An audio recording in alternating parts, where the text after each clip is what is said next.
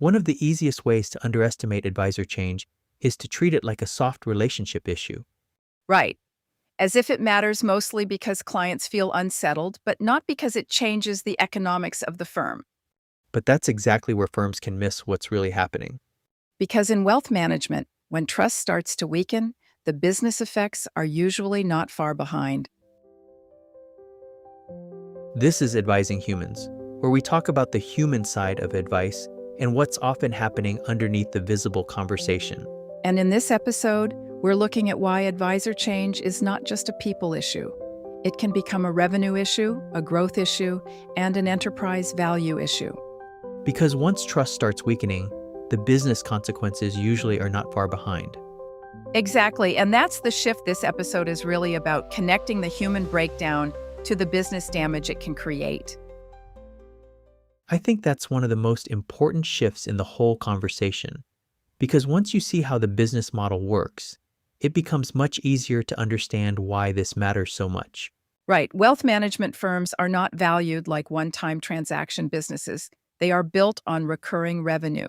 The assets stay, the relationship stays, and the firm earns revenue over time. So the value is not only in what the firm earned this year. Right, it's in the expectation that those assets will keep generating revenue in the future. That's why continuity matters so much. So when trust gets weakened during advisor change, the damage is not limited to one moment. It affects the revenue stream that the valuation is built on. So even before you get into the numbers, the logic is already clear. If assets leave or if growth slows, the firm is worth less. Exactly, and the numbers back that up. McKinsey reports that 32% of affluent and high net worth investors switch firms when their advisor leaves for retirement or other reasons. And Cerulli found that advisors switching firms typically lose 11% to 22% of assets, depending on the type of move. Which is why even a small percentage loss can matter more than people think. Yes, because the damage is multiplied. If the firm loses assets during a poorly handled transition, it is not only losing some revenue this year, it is weakening future recurring revenue, and that affects enterprise value. That's such an important distinction. It's not linear. Right, and that's why even a small amount of money moving out can matter more than people think. Improving retention by just 1 percentage point can preserve about $48,000 in firm value on a $200 million transitioning book.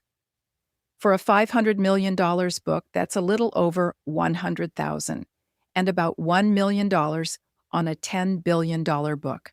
So the story is not, we lost a little revenue. No, the story is we weakened the thing the firm is being valued on. And I think that's where leadership teams really need to pay attention, because this can still look like a service issue from a distance. Right. A messy handoff, a client leaves, a few accounts drift. It can sound like a relationship management problem.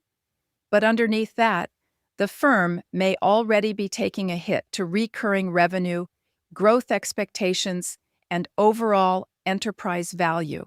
And that's before you even get into the slower damage. Exactly, because the visible loss is only part of it. And then there's the slower damage, growth drag, and that matters a lot too. Even when a firm keeps much of the book, trust damage can slow future growth for years. Because the relationship is still there, but not moving in the same direction. Right. The client may keep some assets with the firm, but stop consolidating. New money goes elsewhere. The next planning opportunity doesn't deepen the same way. The relationship stops growing in the same way. And referrals get hit too. Absolutely. Referrals come from confidence.